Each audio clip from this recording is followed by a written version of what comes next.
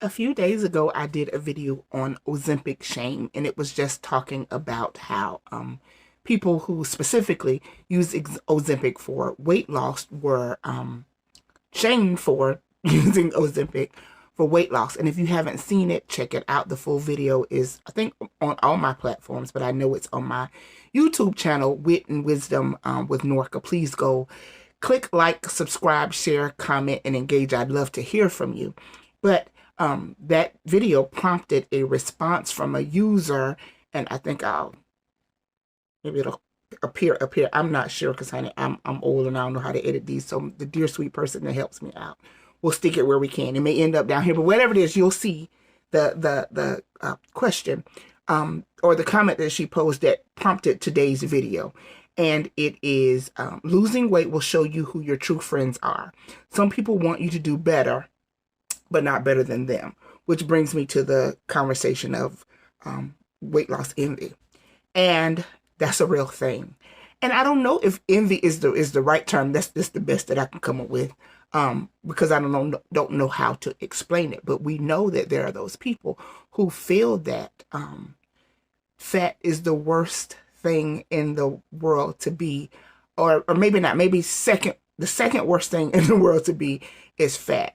The worst thing in the world to be is poor. And God forbid if you're poor and fat. That's just, unfortunately, the sicknesses and the psychoses of the world make us think that we need to rank people because we need to, our superiority complexes make us feel that we need to be better than somebody else. And we will find any way not to appear at the bottom.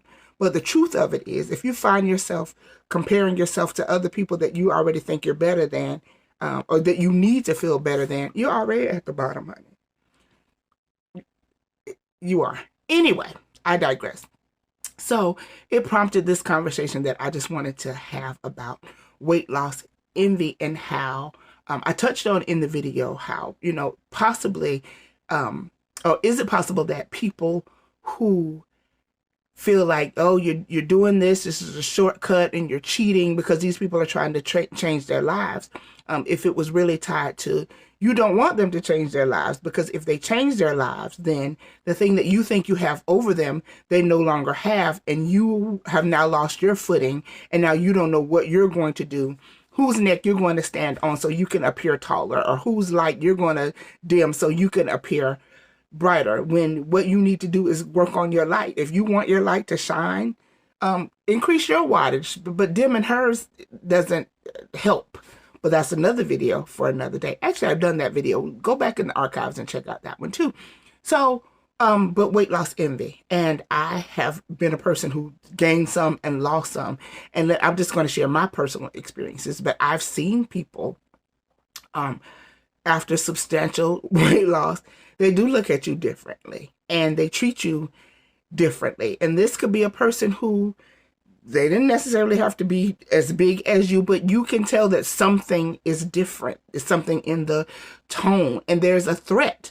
I don't know why you losing weight is a threat. Well, I didn't know then, or didn't think I knew then, that why somebody changing their physical appearance, specifically weight, was a threat. But I really do think it's tied to, fat is what I had, what I had on her. She was smart. She was nice. She was kind. She was all those good things, but she's fat. So they're so relieved to have something that they think is a less than where you're concerned. And when you take that away, they feel powerless. These are my opinions, and I absolutely welcome yours. That's what the comment section is for. And so I just wanted to talk about that. And I've also been the fat friend who felt left behind. And when, other people are changing their body types and while I sincerely am like, oh my God, I'm so glad, there's the part of you that's like, oh my goodness, I haven't done mine yet, or it hasn't happened for me, or my body isn't changing and I'm still left over here in this body. Because I'm going to tell you something too. Honey, it's some, who can be mean? Former fatties. Oh, hunty. baby, they will lose an ounce and start treating you like they ain't ever been on that side.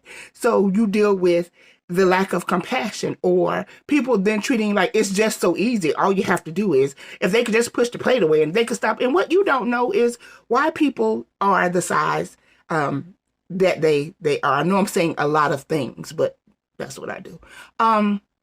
So yeah, there's just so many elements and components um to this. And I don't know, I just welcome your opinion about the subject. But like I said, when she said that you really will find out who you find out the ones who clap for you when you're winning, and the ones who sit on their fucking hands when you're not. You know that there's a threat. I remember, oh my God, and don't stay away, and then they see you and there's a change.